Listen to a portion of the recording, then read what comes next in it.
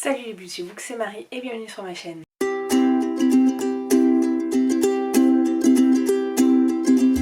J'espère que vous allez bien. On se retrouve aujourd'hui pour ma palle du Pumpkin Autumn Challenge. Alors oui, je voulais juste vous faire une petite aparté parce que j'ai pas pensé pendant le tournage de la vidéo. Je suis vraiment désolée pour l'absence que j'ai eue cet été, mais vous l'aurez compris que l'arrivée de ma fille a été un peu compliquée. En tout cas, j'ai des vlogs à vous poster, mais bon voilà, je voulais vraiment faire celle-là en priorité puisque c'était sur l'instant T, mais je vais monter les vidéos de tout cet été. Il y en aura deux, il y aura deux vlogs, un sur le mois de juin et un sur juillet-août. Donc restez connectés et j'espère que ça vous plaira. Je vous raconterai un peu aussi l'arrivée de ma fille avec des images, etc. Donc restez connectés et voilà, je suis vraiment désolée de mon absence, mais je pense que vous comprendrez pourquoi. Je vous laisse avec le reste de la vidéo. C'est la troisième année je crois que je fais ce challenge, troisième ou quatrième, je ne sais plus. Mais ça fait un moment, je l'ai fait tous les ans. L'année dernière c'était une catastrophe, j'espère que cette année ça sera un peu mieux, que je lirai un peu plus de choses. Comme d'habitude j'ai mis des romans sur toutes les catégories. Je vous mets à chaque fois ici les mots correspondant à chaque sous-catégorie. Et je vous expliquerai un peu pourquoi je les ai mis là-dedans. Il y a des fois où j'ai un petit peu triché, mais ça on va pas trop le dire. En tout cas, voilà, j'adore ce challenge, c'est un des seuls que je fais puisque je ne fais pas le Cold Winter Challenge. Si vous ne connaissez pas le Pumpkin Autumn Challenge, c'est organisé par Guimauze du Terrier de Guimauze, dont je mettrai la chaîne et la vidéo de présentation des menus dans la barre d'infos. Et ben voilà, on y va. Il y a 4 menus avec en tout, je crois qu'il y a 14 romans. Il y en a 2 que je n'ai pas encore en ma possession, donc je vous mettrai l'affiche ici, mais je vais les acheter. Et il y en a d'autres qui vont permettre de faire sortir des reliques de ma palle et me pousser à les lire. Voilà. Donc tout d'abord, nous avons Automne frissonnant.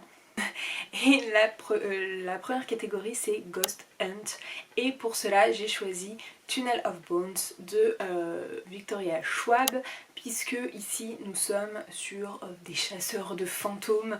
Donc voilà, j'ai lu le premier tome il y a 2 ans, un peu plus de 2 ans, parce que c'était mon premier confinement je crois, et j'avais bien aimé, du coup je me suis dit que j'allais continuer, et quoi de mieux que l'automne et Halloween pour lire ce genre d'histoire. J'aimerais bien aussi lire cette année le tome 3, donc on verra un peu selon mon mood. Nous avons ensuite le portrait du mal, et pour cela j'ai choisi Carrie de Stephen King. Donc ça sera mon premier Stephen King. Il fallait choisir un roman où il y a un visage un peu sinistre de dessiner. Là on est un peu dedans quand même, et puis pareil que Tunnel of Bones, c'est pour moi le meilleur moment de lire du Stephen King, c'est pour Halloween, donc je pense qu'il sera lu en octobre. Je l'avais mis l'année dernière aussi, mais comme j'ai pas lu pendant la fin de l'année dernière à cause de ma grossesse, là j'ai fort espoir de pouvoir le lire et de me mettre vraiment dans le mood de l'horreur, d'Halloween. Et j'ai jamais lu de Stephen King, donc j'ai hâte quand même de lire ça. Nous avons ensuite des Sakuma Drops au milieu, des lucioles, et pour cela j'ai choisi La dernière vie de Romy Schneider, écrite par Bernard Pasquito. Donc ça c'est une biographie, ça parle aussi de drame, de la dernière vie, des liens de famille, voilà. On suit Romy Schneider sur la dernière année de sa vie avant son suicide. Elle a perdu son fils qui est mort empalé sur le portail de ses beaux-parents, et on va suivre un peu sa descente aux enfers qui a amené à son suicide, et voilà. Ça va vraiment me permettre, ce challenge, de le sortir de ma palle, parce que je pense que sinon j'aurais un peu de mal de le sortir, même si je l'ai acheté et que ça m'intéresse vraiment. C'est pas le type de roman que j'ai l'habitude de lire, donc j'ai envie de me mettre un petit coup de pied aux fesses pour pas qu'il traîne 1000 ans dans ma palle. Et puis Romy Schneider, j'aime beaucoup trop. Nous allons ensuite dans l'automne de l'étrange. Et la première catégorie, c'est les mystérieux habitants de Postfield. Et pour cela, j'ai choisi la BD Princesse Sarah, le tome 14, donc c'est le dernier tome. Il fallait choisir quelque chose en rapport avec l'automne, Halloween et les Samhain, et bah en fait j'ai triché parce que franchement, en fait c'est juste la couverture qui fait très automnale, et voilà, en fait je trouve que c'est la meilleure période pour lire un roman avec ces couleurs là, enfin un roman, une BD avec ces couleurs là, et ça me permettrait d'être à jour sur cette saga, sachant que voilà, il est sorti au mois de juin, donc j'ai pas trop de retard, mais et puis il va se lire assez rapidement.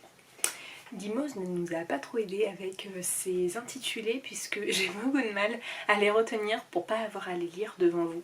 Nous avons ensuite la cueillette des champignons, je crois que c'est à peu près ça, et il faut un livre qui parle de forêt, de nature, je crois.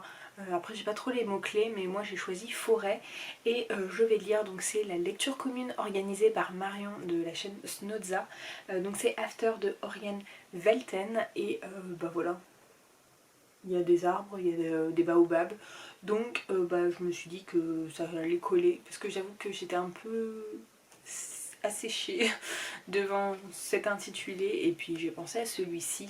En plus il colle aussi avec le Cocorico Challenge de Camille de la chaîne Camelot Magic.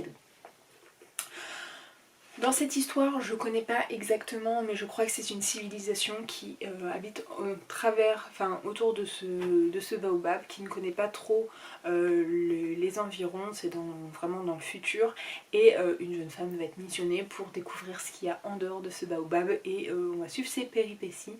Camelot Magicado en a dit beaucoup de bien puisqu'elle l'avait lu en grand format et elle avait beaucoup aimé, donc j'ai hâte de le découvrir moi aussi, et il est trop beau, j'aime trop l'objet livre.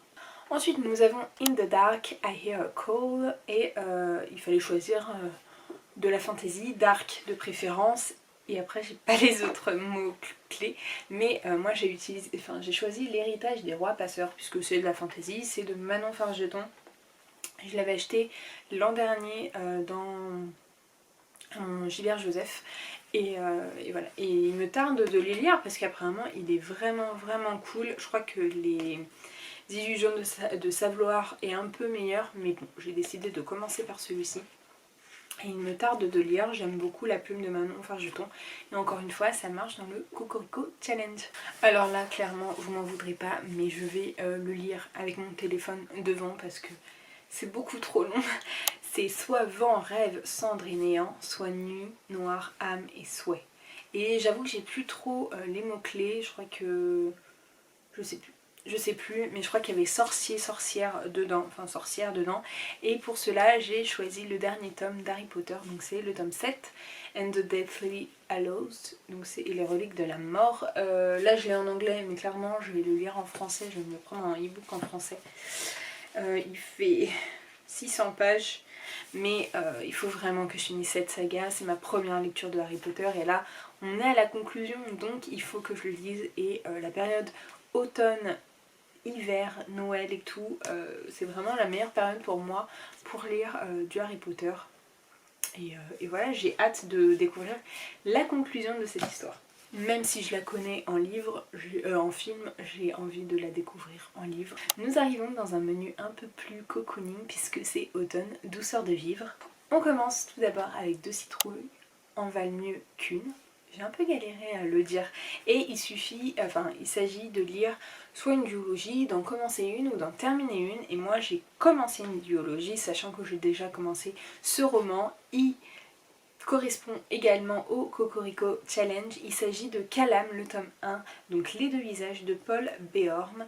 On suit ici le récit de la rébellion. Le chef de la rébellion meurt au combat. Tous ses partisans et surtout les femmes, puisque la rébellion est composée beaucoup de femmes, est emprisonnée, et la haute Église demande un récit justement sur ce chef de la rébellion, et le légendier va demander à son bras droit, donc Maora, je crois que c'est comme ça que ça se dit, d'écrire, de lui raconter un peu l'histoire de ce rebelle. Elle accepte sous condition qu'il arrive à décaler leur exécution à tous, puisque c'est des centaines de prisonniers, puisque en fait il aura besoin de tous de tous les témoignages, puisque elle ne peut pas donner que son témoignage à elle.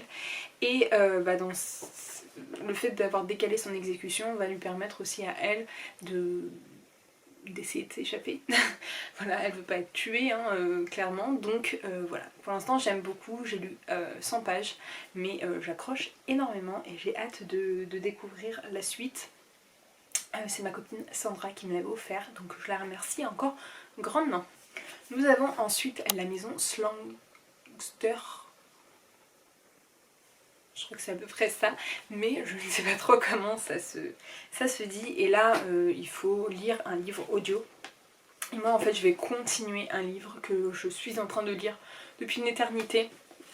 Mais ça va me permettre de le terminer. Et si je vois que je le termine assez rapidement, j'en lirai un autre, sachant qu'en plus, vu que je prends plus la voiture et je ne la prendrai pas d'ici la fin de l'année, puisque je ne retourne pas travailler tout de suite, bah, je lis moins en audio. Et avec ma fille, je mets pas trop de livres audio, il faut même que je l'entende. Et donc il va s'agir de tome 2 de La Roue du Temps de Robert Jordan. Il faut vraiment que je le termine. J'en suis page 662 sur 1000... plus de 1000 pages. 1050. Sur 1050 pages, donc il me reste ça, il me reste 400 pages à lire. Et donc il va vraiment falloir que je me bouge les fesses pour terminer ce roman parce que ça fait 1 an que je suis dessus. Donc là, c'est bon quoi. Et la dernière catégorie dans ce menu, c'est il n'y a jamais trop d'épices dans ma pumpkin pie. Et là il faut sur l'enfance, sur la famille, sur la nourriture je crois. Je sais plus si c'est celui-là sur la nourriture, bref. Sur l'enfance et la famille, c'est ça que j'ai choisi avec le tome 2 de La Nouvelle Arche. Ça fait 3-4 ans que j'ai lu le premier tome. On est dans une société où les enfants ne naissent pas au bout de 9 mois, mais au bout de plusieurs années comme ça, ils naissent en ayant toutes les facultés et il va se passer des choses. Je vous avoue que j'ai plus trop de souvenirs, mais il faut que je lise un résumé spoilant. Mais il va vraiment falloir que je le sorte. Je l'avais acheté l'année dernière aussi au Gilbert Joseph. Et le tome 3 n'est pas sorti sous ce format là, mais elle a sorti l'intégrale en poche, au livre de poche je crois. Et donc voilà, je suis curieuse de découvrir la suite, mais il va vraiment falloir que je trouve un résumé spoilant. Ou si vous l'avez lu, n'hésitez pas à venir me dire ce qui s'y passe dans le premier, parce que j'avoue que j'ai plus trop de souvenirs et j'ai pas envie de relire le premier tome. Et si je trouve pas de résumé spoilant, je pense que cette saga sera mise de côté. Et le dernier menu, il s'agit de Automne rayonnant. La première catégorie, c'est We Are All Born Naked and the Rest is Drag. Et donc là, il faut lire un livre sur l'inclusivité, sur les minorités un peu, LGBT. Et pour ceci, j'ai choisi une science-fiction. Il s'agit de Une désolation nommée Paix. Donc le tome 2 de La Anne de Arkady Martine. J'avais voulu le commencer l'année dernière aussi pour avoir tout en tête et pouvoir enchaîner, parce que je savais que si je le mettais de côté je ne lirais jamais. C'est une grosse brique de science-fiction et il y a de la représentation LGBT dedans, donc j'ai hâte de poursuivre parce que j'avais plutôt bien aimé, même si j'avais été complètement perdue avec les noms des personnages qui étaient un peu compliqués. On était dans un univers donc, de science-fiction où l'ambassadeur d'une planète décédait, et donc il y a Maït qui prend sa place et suivant leur coutume, elle est censée récupérer la puce avec toute la mémoire de son prédécesseur, sauf que la puce est défectueuse et donc elle a aucun feedback. Donc elle doit se démerder dans l'empire général et on a l'impression en plus elle a l'impression un peu qu'on veut atteindre à sa vie. Donc elle va essayer de comprendre pourquoi. Il y a toute une intrigue politique bien sûr dedans. C'est pas hyper simple. Le tome 1 avait récupéré, avait reçu le prix Hugo 2021 je crois, ou 2020, je sais plus. Et donc voilà, la suite, j'ai hâte de la lire et voilà, et j'espère que je vais accrocher. On a ensuite You Cannot Eat Money, je crois crois que c'est.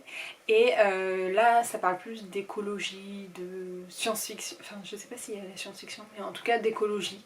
Et pour ça c'est également un roman que je n'ai pas, un recueil de nouvelles. Donc c'est 10 légendes des âges sombres de Jean-Marc Ligny qui marche aussi pour le Cocorico Challenge bien sûr.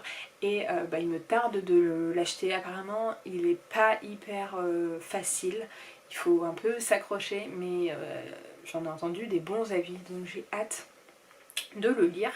Et la dernière catégorie, il s'agit des dons de Merwick, je crois que c'est ça. Et pour ça il y avait de l'amour, pas mal de choses, enfin je crois que c'était amour surtout que moi j'avais récupéré.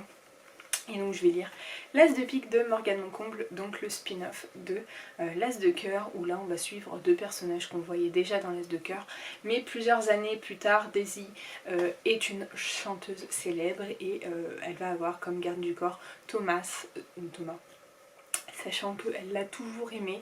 Donc on va suivre un peu cette histoire-là et cette petite romance, parce que bon, c'est de la romance, on sait que il va y avoir de la romance. Donc voilà ma palle du Pumpkin Autumn Challenge. Je pense pas qu'elle soit trop ambitieuse, un peu quand même, mais c'est pas que des gros romans. Donc voilà, n'hésitez pas à me dire ce que vous avez mis dans votre palle du Pumpkin Autumn Challenge.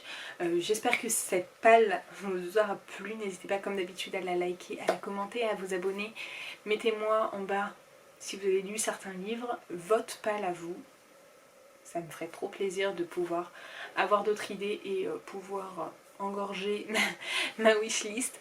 Voilà, j'espère vraiment que ça vous aura plu. Je vous mets juste ici pour vous abonner ici ma dernière vidéo. Et en attendant une prochaine vidéo, je vous fais de très gros bisous et je vous dis à très bientôt. Ciao!